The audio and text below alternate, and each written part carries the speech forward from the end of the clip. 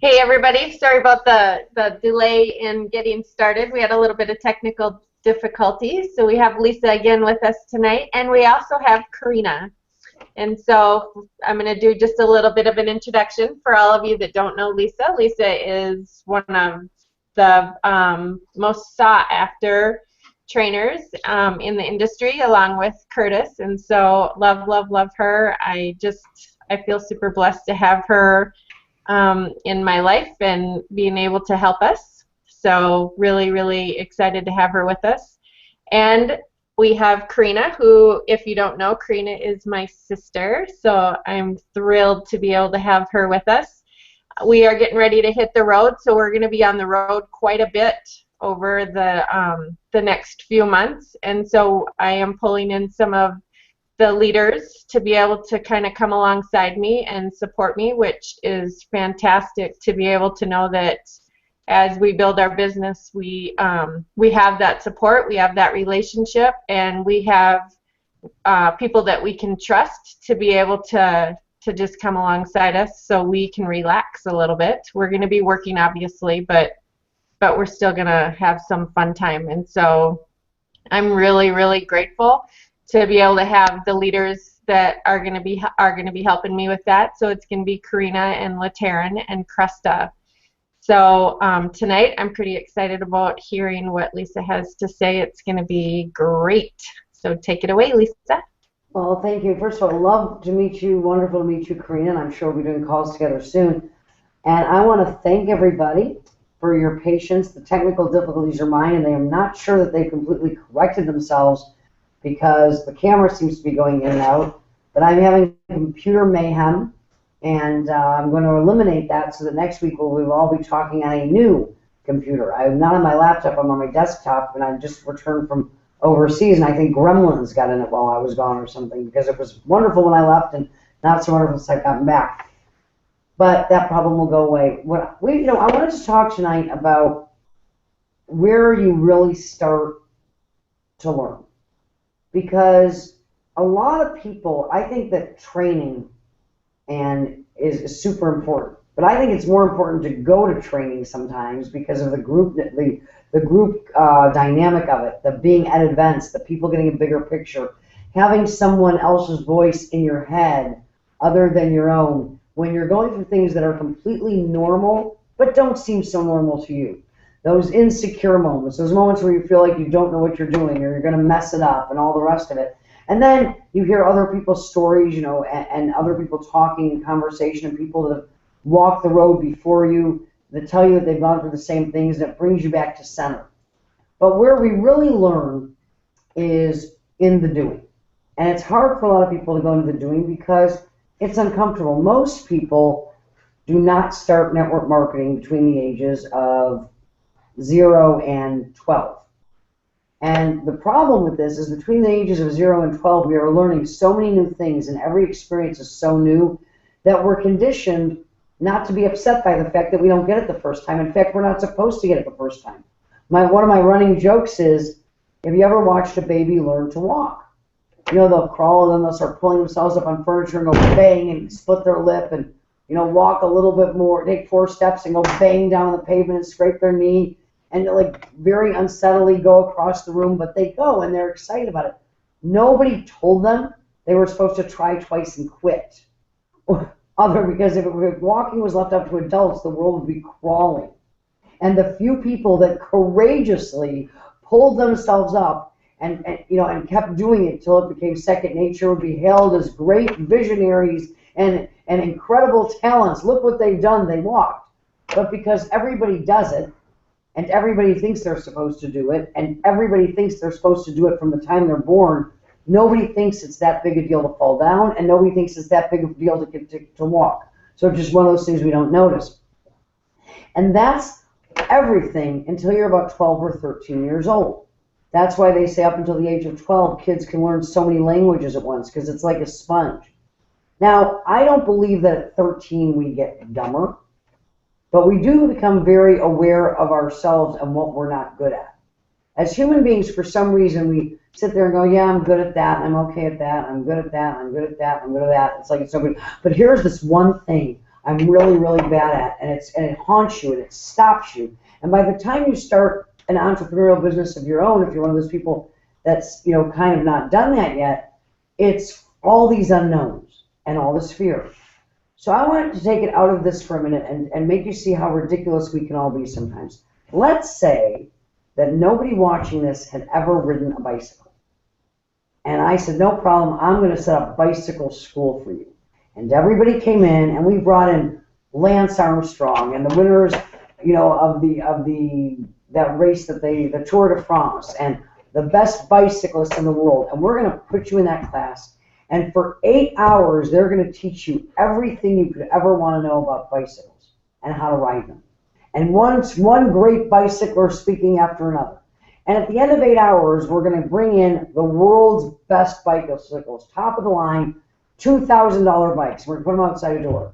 And then we're going to take everybody from that room where they just had 8 hours of world-class training from the best of the best of the best of bicycling riders. And what do you think is going to happen to each and every person when they get on this world-class bike with all this knowledge they've got in their head? They're going to fall, because it takes a while to get your balance. And there's nothing anybody can teach you in a classroom that can spare you that experience. And preparing you for it takes about 3 minutes of, guess what? When you first get started, it's going to be awkward balance, and chances are you'll probably fall. So, you know, it doesn't take 8 hours. But that's what's going to happen. And that's very much true of anything new that you go out to do. And network marketing is no different. And here's the reality of the attainment of a skill. The attainment of a skill is born out of repetition. And I say it all the time, you know, the 10th time that you talk to somebody, you're going to be better than you were the first time, and you're going to be better the 100th time than you were the 10th. Because once you do something over and over and over, it's going to become second nature. But let me put it more bluntly for you. In the beginning, when you start something new, just like riding a bike, you go through a period of what's called consciously, unconsciously incompetent. You don't know what you're doing because you've never done it before, and guess what? You're going to suck. Everybody does. Suck, suck, suck, suck, suck. You're never going to, even if you come out of the gate and have some miracle success on the first one, the natural order of you sucking is going to kick in on the next one.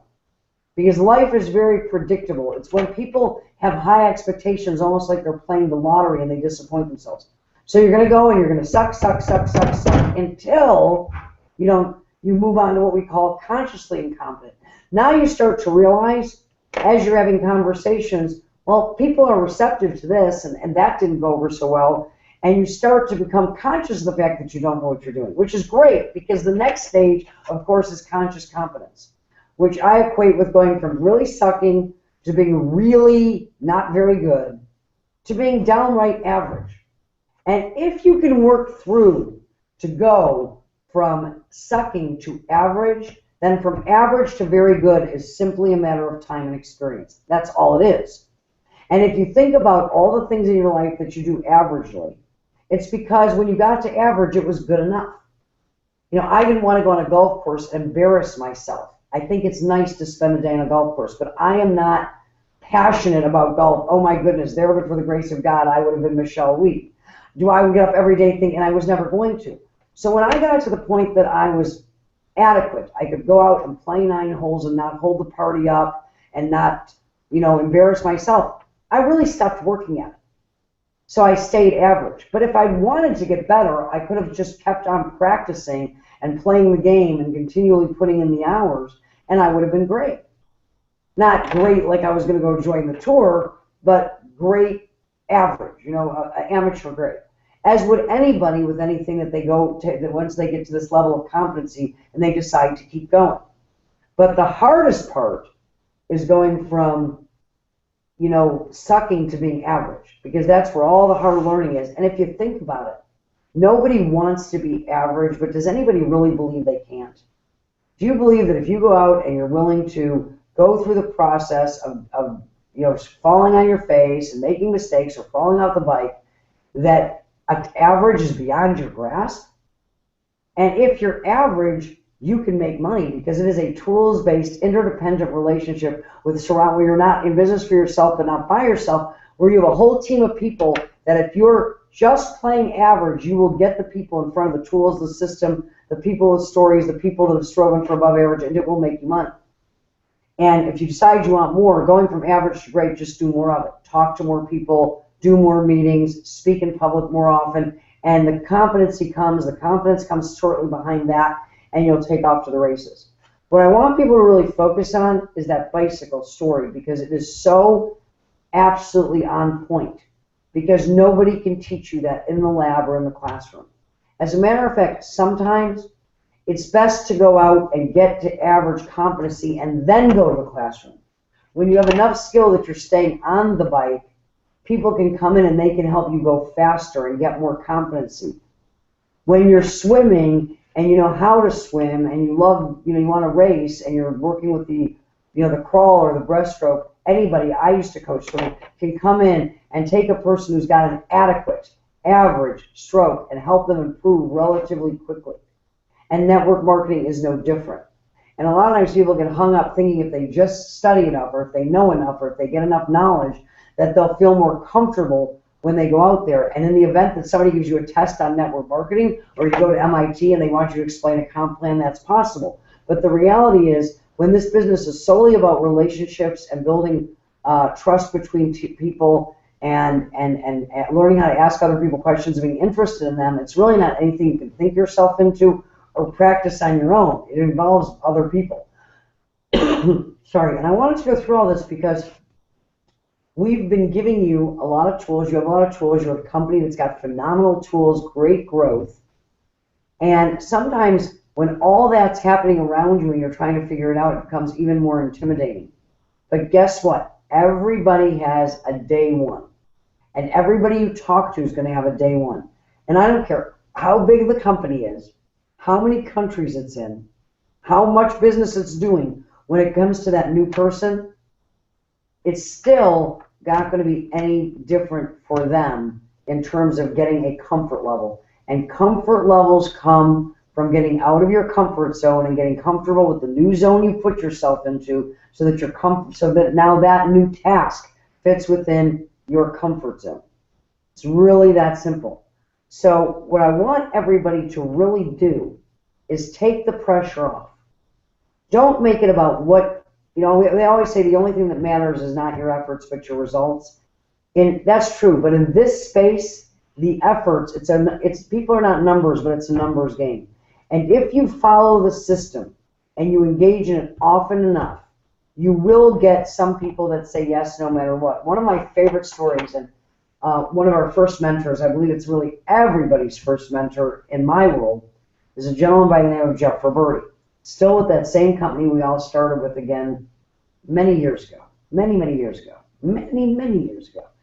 And Jeff was talking to a group one day, and the people were, Jeff had never had any problem with questions, but the questions were really not questions at all. They were whining statements that the volume went up at the end, so it sounded like a question. I can't do this. Or it doesn't work. Like, does it? Well, yes, it works. So he got so frustrated that he finally said, look, if you're following the system and it's not working, then you're just not following the system. You can't be. I could take a trained monkey. This is what he said. I could take a trained monkey, drive it to the head of a block, put a case of, one of those, things that they used to have that people used to carry, like to sell cigarettes and that stuff, peanuts, popcorn, around his neck and stick it with, he said at the time it was videotapes, we'll call them DVDs today. Put a stack of DVDs, put a sign around the monkey's neck that says, please take one, watch it. If you like anything about it, please call my owner at this number. He said, I could take the monkey, drop him to the end of the street, teach him to ring doorbells and tell them when you get to the other end of the street and have done all these doorbells, I'm going to give you a stack of bananas. He said, and that monkey would make phones ring because somebody is going to read it and watch the DVD. Somebody is going to watch the DVD and decide they want more information. So you're going to get results through the actions. You're also going to get better through the actions. What happens over time is your results will get better as you get more comfortable. So when people tell you the effort doesn't matter, it's only the results that count, all effort will lead to results. Sometimes results that give you more data on what to change, but you'll always have people that at least will be willing to get on a call. go to a website, get on a conference call, get on a three-way call, because none of this involves them leaving home. And if you're asking for help or for them to have an open mind, they're willing to do that. By the time you get them to a meeting, we're always talking about, most of the time, if the first thing you can do that's available to you is to take somebody to a live meeting, by all means do. But it's the most difficult thing to get someone to do as a first exposure, because you're asking them to travel outside their house with no grand interest level yet. If somebody asks me a question, I'm moderately interested. Will I talk to somebody on the phone? Yeah. Will I watch a video? Do I want to get in my car and drive in traffic to go look at something that I'm, at this point, skeptical and not sure of? Of course I don't. But it's much easier to get somebody there by using a sifting and sorting process, which are all these wonderful available tools that are around today. But needless to say, you get better and better and better when you go through the motions. And the world is full of people. And nobody, if you do not take it personally, they're not saying it personally. If someone is not interested in making a change in their life right now or looking at what you have right now for themselves, that has nothing to do with you. Not everybody gets up in the morning and say, gee, what am I going to do today? It's Tuesday, it's raining, I finished mowing the lawn. I'll go join a network marketing company. I hope someone calls, to invite me. It probably doesn't work that way. So that's really kind of what I wanted to go over. And part of the reason is because we did the first 2 weeks ago, we did the thing about the TED Talk, and I was talking about it and telling people to go ahead and try that. And maybe a lot of you have. But the next part of it was, let me know what your results are. I want to hear your stories. And I have to say, I haven't really heard from a lot of people other than Romy. So I don't know if you did it or you didn't do it. The law of numbers would say that at least a few people did. And I'd love to know your results. But if you didn't get a magnificent lightning bolt the first time you went through an exercise like that, it's okay. If you did great, keep doing it. It will become comfortable with you. And what you feed your mind is every bit as important as what you feed your body and how you work out your body. Most people can't see it, so we're not as cognizant of it, but at the end of the days, everything else is going to fade no matter how hard you work to some degree. And a mind is the one thing that can continually, maybe your memory as you get older isn't as sharp as it once was, but knowledge is something that you can always be acquiring. So it's the one thing that, I believe people get better with age because we can think. Which brings me to my next step. I went through all this because what really separates people that have great success from those that don't is critical thinking. They think differently. They aren't just worried about how to do something as figuring out how to do it. Because once you can figure out what you're trying to accomplish and you can see it, the pieces can change. It's like deciding what you want to make for dinner, and you know exactly what you want to make and exactly what goes in it, and you find out, oh my goodness, I don't have a can of tomato sauce in the house, and I need it for this recipe. Your mind will immediately say, well, maybe I can use ketchup and mix it with a little water, or what else can I do to substitute? Because everything else is set. Other people are like, oh my God, I can't make dinner, I don't have tomato sauce, and they stop cold. Because they're so focused on how to do it that when somebody shakes it up a little bit, it puts them into like a panic and a blind sweat. So what you really want to focus on is figuring things out, getting as specific as you can and being able to see the picture. Because once you do, then you go back and you can figure out exactly how.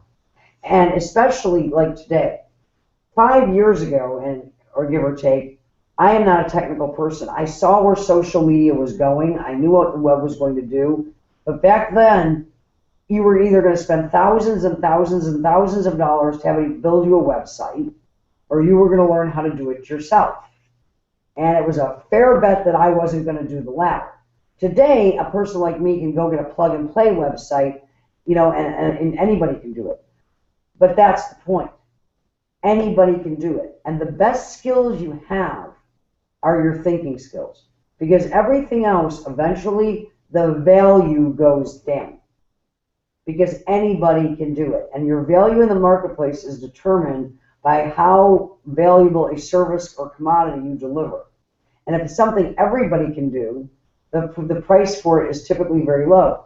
For example, house cleaning. I clean my house. I have a housekeeper who cleans my house too, but I can learn to clean a house. Anybody can learn to clean a house.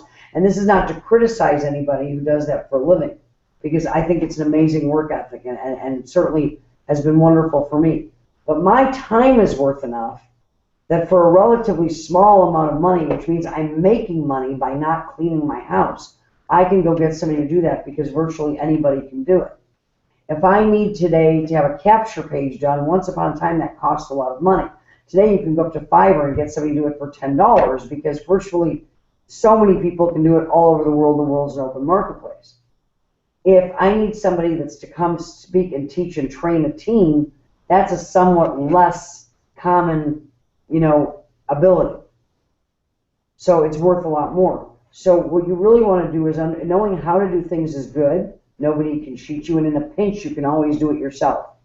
But focusing a lot of your time on those things, you have to figure out where am I the most valuable, and how do I arrange my life to spend as much time as I can doing that when I'm working. Having fun and having a life is important too. So what I really want to move it into is getting all the tasks out of the way, getting you to a comfort level where you're average with all the skills. And that anybody can do through repetition. And if once you get there, if we can start focusing in on critical thinking, how to be more specific, how to work with people, how to understand where people are coming from, the difference between what they say and what they mean, that skill set will propel you from average to above average, even if you never get that much better at explaining the comp plan. Even if you don't get any better at explaining the comp plan, because after all, a video can replace you at explaining the comp plan. A video can replace you at so many things. A video cannot replace you in your relationships with people. And your relationships with people, your ability to build that camaraderie, that trust factor, to lead a team. Right now in the beginning, you're learning all these skills of how to do it for yourself. And that's great. They're important to know.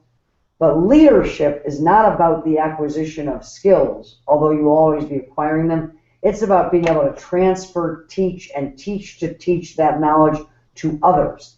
And if you've heard me say it before, knowing how to do something is great, but you don't really know how to do it, so you can teach it to someone else and see them teach it to someone else that you've really only been on the sidelines as an observer, and the general principle and knowledge gets through.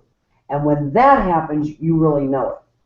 So no matter how hard you try to know everything in the beginning, complete knowledge and understanding is way at the other end of the side of having built a group. In the beginning, the best knowledge you can get is practical knowledge that you acquire on the job. And the job here is being an information tour guide, going out and finding out where people are at and connecting them to the information and allowing them to make a decision and then helping to guide them that way to the decision that's best for them, so that you can find those where the decision that's best for them and the decision that's best for you puts you on the same path together as business partners. So is this making sense, Broome and Karina? Yeah, I loved it. Information tour guide. That's pretty cool. Oh, I'm a bus driver. I pick people up at the bus that says looking, and I stop at the video stop, and I stop at the audio stop, and I'm like, I stop at the three-way stop, and I stop at the website stop, and every time I ask them if they want to, if they're ready to get off the bus, or if they want to keep going on the journey. That's all you do. Yeah, that's really good. And I like the getting your balance. Oh, I actually learned that from Jordan Eller, because the way that I learned it, I was really not taken in, but he was like asking, do you ride a bike? And I'm like, oh, you ride a bike? Of course I can ride a bike. It's like, but are you really good at riding a bike? And I'm like, well, it stays up, I stay on it. And he said, but what if, we could get the best bikers in the world to bring you into class and teach you? And I was like, well, that'd be great. And he said, exactly how much better do you think you'd be at riding the bike after you went to bike class? Get on a bike, you want to learn how to ride up hills and get good at it, ride up hills when you can't breathe, then go longer and longer. Same thing with running or anything else. Everybody who's watching this, if you ever worked out, whatever you worked up to, could you imagine trying to do that on your first day? Some people do. They don't have much of a second day because they can't move. Karina, thoughts, questions, anybody, anything? I really enjoyed that. That was you brought value back to the relationship portion of it, that we can all learn to do different sects of this, but when it comes down to it, when you have the relationship, that's very key. I love that. You know, and it's funny when you really think about it. That's really the only thing any of us, when we first get started, the only thing we really bring to the table, and is a group of people that we know that will trust us enough to at least listen or look, that we have a relationship with, and connecting them to what they don't know about and getting in the middle of that. But for the person who sponsors that brand new person, that's tremendous value, because the lifeblood of a new business is new people. Of all business is new people. And the very best new people that can ever join your team, and I want to emphasize that you're always going to continue to recruit and start new lines of distribution. But having said that, the best value, the best new people come when they come in depth, because that is involving, engaging, team building, team training, leadership development, and starting off a new person all rolled into one. When you bring a new person, all they have is you, and so all they have is you. There's nobody in between that's getting trained in that process. And every time you get a new person that of your own, you're back to square one, or you're trying to build relationship bridges between people so that you can have enough time to be able to work with your groups where there wasn't relationship before. Nothing locks a person into the business more than when somebody that they know joins the business. And now when you work with one, you're teaching the other. And when you work with three, you're teaching the whole team. You know, what Eric always says is so profound. He says, you know, decide what you're going to do, tell the world, and go figure it out. He doesn't say, go figure it out and then tell the world, because the world would be silent. Everybody would be waiting for somebody to figure out what the answer is. And the answer will come through the process. And you get better through the process. Remember, it's always great to model someone, to learn from someone else's experience where you can.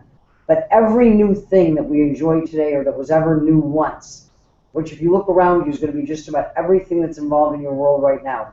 The computers that we're talking on, the smartphone that you have, the regular telephone didn't exist once upon a time.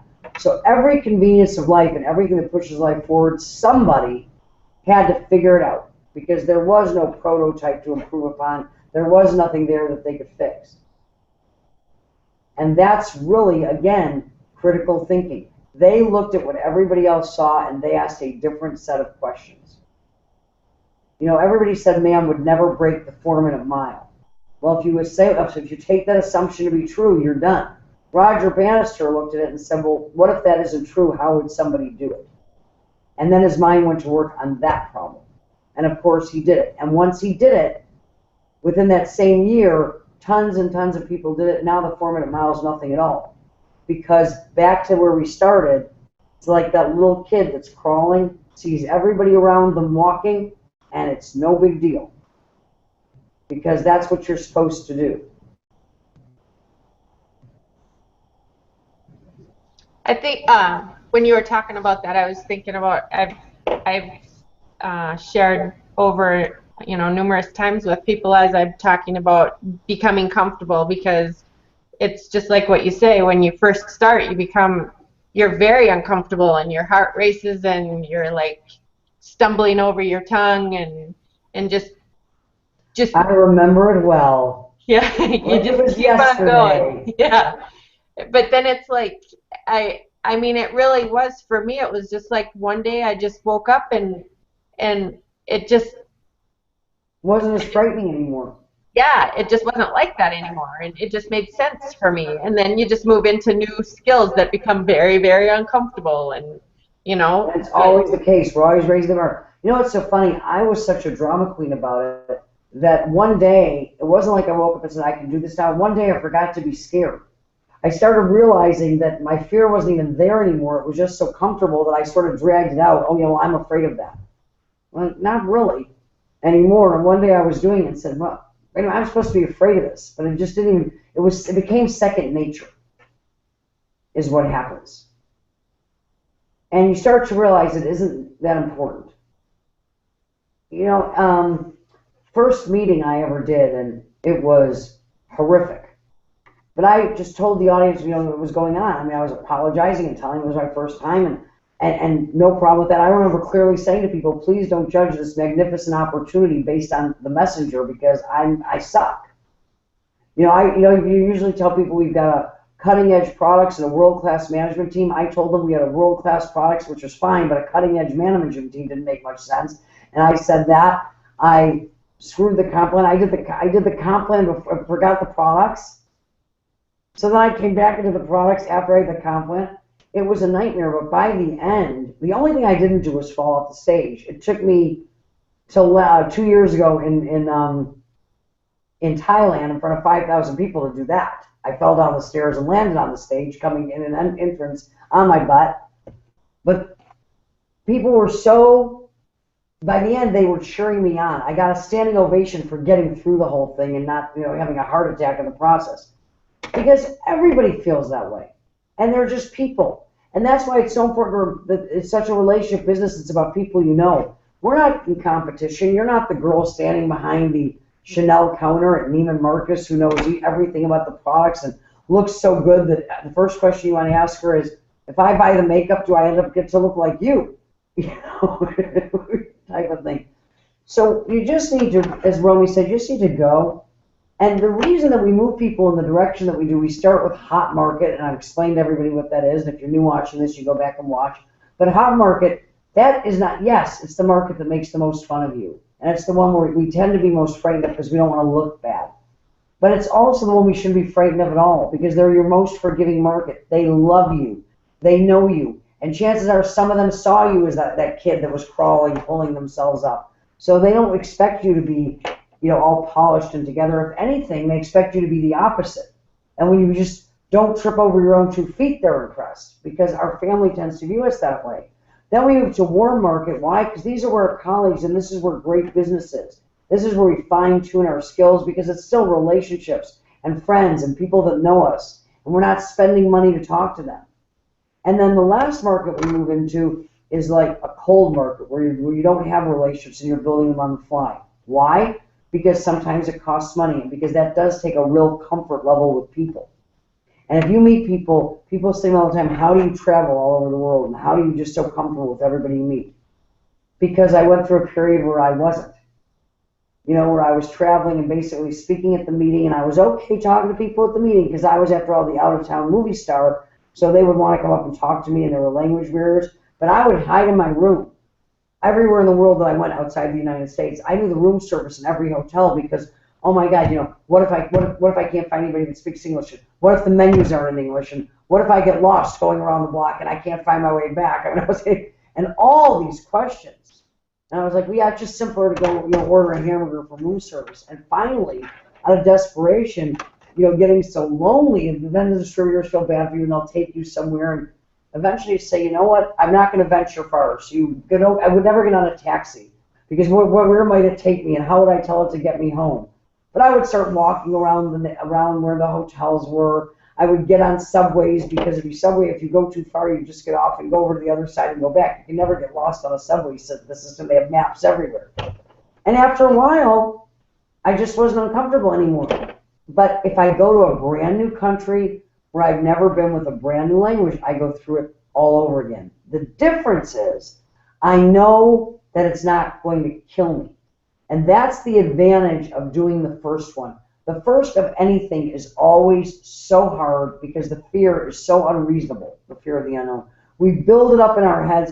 I had people that used to talk about a fear of getting on the phone back when there was no email or anything else, and that was really their only choice other than drive over to their house and bang on the front door. And they would talk about the phone like it was a python. The way, like, putting it in their hand, you'd think they were holding a poisonous snake that was like coming there, but that's the way they saw it. But once they made the first phone call and they did it, it's like, okay, well, I know that I can do it. I've done it once. I didn't like it very much, but I can do it. So doing it again becomes easier, and doing it again becomes easier and easier and easier. So, that old saying of Zig Ziglar's is alive and true. You don't have to be good to start, but you better start if you ever want to be any good, because step one is go out there and suck in a big way. Step 2 is suck less. Step 3 is mediocre. But step 5, 90 days of hard work, 100 conversations, because some people do that in less time. However you evaluate it, there is a point in time, there's a learning curve, and it's not very long. I saw a TED Talk, another one, and it was talking about the fact that there's that whole thing on how long does it take to become an expert in anything, and they said 10,000 hours. But they went back and they restudied it, and I'll send you all the link because this one's good. And yeah, if you want to be Michael Jordan, 10,000 hours. If you want to be, Buzz Aldrin and go to the moon, 10,000 hours. But to get confident and learn something well enough to be able to do it functionally well is 20 hours. That's all it is, 20 hours. That's why I said the learning curve to get to average is not that long. But it's not 20 hours, it's 20 hours of actually doing it. So if it's on a part-time basis and somebody makes a commitment, although their business may not take on critical mass, if they do it for 20 hours of actual doing the activity, they'll have it. How fast can you put in 20 hours? Think about anything that you've ever learned. And to get to a good level of competency, it was never more than 20 hours. If you wanted to learn how to make a gourmet meal and you've never done it, don't you think with 20 hours in the kitchen you could figure out how to knock out that meal? And yet people will look at something like that and say, I don't know how you ever learned how to do this. Repetition. Time. So if everybody over the next month puts 20 hours of activity, productive activity, actually doing the thing, you will be amazed at where you will be 31 days from now as you go into month 2, regardless of where you are in the business. Jeff Olson used to always say, do the thing and you'll have the power. And that really is true. So go do the thing, put in 20 hours, and you will have the power. And then you can decide, once you get average competency, which means doing it functionally well and enabling you to get a positive result, you can decide, is this something that I'm passionate about, that I can really see a value in putting in a lot more time, or do I want to just go with this and I'll move on? For example, I'm a really average handwriter. I know there are people, I have friends that have beautiful handwriting, but once I got to where it was legible, sitting and writing for hours and hours and hours, learning how to make perfectly formed letters, seemed to me like a waste of time. I can write, they can read, and I don't see a future for myself in calligraphy. But if I wanted to do calligraphy, I would have put in a lot more time. But I already got the basic skills down when I learned to handwrite. Now it's just perfecting it and adding to it and finishing out that pattern. So that's about what I've got. I'll turn it back to you guys, and if you got anything. I think that was awesome. Thanks. I think after the one of the things that helped me to relate to that is that it's the average, but then it's like when you find your niche. So we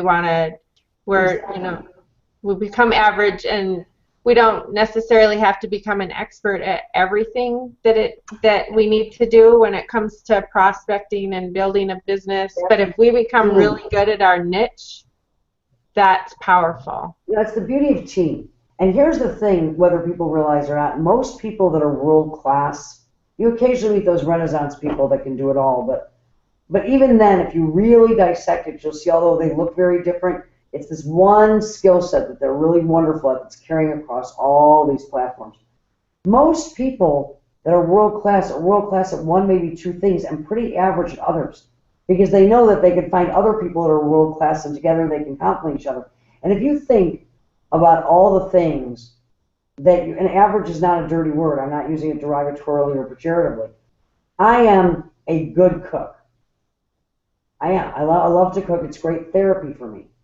And if you put me on a spectrum of people that can't boil water, I'm probably a great cook. But at the end of the day, I'm pretty average for people that know how to cook.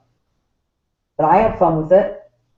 I can knit. I've made afghans and sweaters. I'm a pretty average knitter. I see people that do things that just boggle my mind. And maybe someday, but it's not like, wow. Because being an average knitter, I was able to make sweaters for the kids. I was able to, make booties. So there's so many things that you do well enough to get the job done and to make yourself happy, that there's just no reason, because you're not passionate about it, to go that much further. I don't want to be a chef. So I would say that I'm a great cook, but my presentation is very much of the family style. I think all the food art is beautiful, but I don't want to be a chef or work in a restaurant. I just can't imagine putting in the time to serve, Steve something with that looks like it came out by a chef. So that's kind of the thing. So it's all right. And if you give yourself permission to just get competent enough to get the job done and to focus and develop the skills on the things that you really are excited about, because we also have a natural flair. People tend to have a natural flair for the things that they're excited about. Because there's nothing really that anybody can't do, but we condition ourselves to gravitate toward, I've met a lot of people that have a natural ability for music, but they love music. But they put in the hours to be great pianists with that love of music. And they were constantly gravitating toward it. So they put in a lot of hours they weren't even conscious they put in. I read a lot of recipes and magazines and things, because I don't know a recipe, I don't follow recipes to cook, I cook. That's whether you don't realize that you are actually putting in a lot of time learning, because the more you read how things are put together, even if you never make that food, the more you start to think about, well, this flavor seems to go with this flavor. I see that a lot. I need to try that. And that's all that happens. So, what did we say a few weeks ago when we were going over that talk? Make the big decision, make the little decisions with your head. Make the big decisions with your heart. It will never lead you wrong. And the beauty of this space, the beauty of the network marketing profession, is no matter what you love to do, there's a place you can do it here and focus on it. If I said there was one skill, if I had to pick one skill that I would say is the most important skill to become competent at, and probably it's the easiest one to do once we get over our fear, that's building for events, promoting for events. Because if you have a lot of people at the events, and I mean on calls, that's an event, on webinars, that's an event, your local events, your major events, your national events, you just make money. I've met people that really couldn't do much else, but they were fun to be around, everybody loved them, and they just invited people and let everybody else do the work. My good friend Robert Hollis started that way. For his first 2 years, all he did was invite. And he never struggled. He made money his first year because he said that he got all the people that were important that could tell the story well to commit. If I put people in front of you, you'll keep telling the story for me, and he would just fill up the rooms. Because what do people have to lose? Probably not for you, but what if it is? How are you going to know if you don't check out? You don't want me to explain it to you. I'm brand new. I don't know what I'm doing, but I can get you with somebody that can really give you all the information you need to make an informed decision. And you deserve to have everything you need to make an informed decision. Doesn't that make sense? It gets very easy, and the words start to become your own. And you start to realize that as much as we all like to think we're different, on the things that are important, we're all very much the same. Same hopes, same fears, same dreams, same stress. Everybody wants three things. They want to make a better world. They want to create a better life for their family, the people they love. They want to go out and make a difference in the lives of other people. They want to help people. And lastly, they want to be a part of something bigger than themselves that is special, that they feel special being a part of it. And we are in the wonderful, unique profession of being able to offer people all three with what we do. I agree. Simple, short, and sweet. It really is simple. I think we complicate it too much sometimes. All the time. That's because Yeah. nobody really wants to believe it's that simple. I used to laugh when I would train and tell people, I can sum up network marketing for you very simply. Use the product. Share the product. Share the business about how to share use the product, share the business. Share the opportunity to share the business and use the product and build for events. But if we brought everybody to major events, made them drive, and we told them that and sent them home, they'd be really disappointed. So we spend the next 12 hours telling stories and bringing up people to say the same thing over and over again differently, and then we send them home because nobody wants to know. You mean it's only 5 sentences? Why am I here? Because you need to see it in action. You need to see it working for people for the 5 sentences to hit you and understand how they apply to you and that it's something you can do. Well, you will have Curtis next week. we just got really, really behind today. And I always love the opportunity, and I know you're going to be on the road with me, so soon as I'm excited to work with Karina and Cresta. And who's the third person we're going to have? La Terrence, she's my oldest. Okay. My oldest daughter. Yep. And your daughter. But, you know, since you're going to probably be out of pocket sometimes, I want to get as many opportunities with you as I can get. Karina, it was wonderful getting to meet you, and I'm looking forward to, you know, doing some stuff with you. And we'll see everybody. Well, we'll see everybody with Curtis next week. Right. Thank you very much. It was really great. And again, I apologize for all the computer difficulties in getting here. No problem. It's kind of like when your car won't start, you know, in a 21st century kind of way. All right, guys, I'm going to run. Love you all. All right. Love you. Thank you. Thank you. Bye, everybody.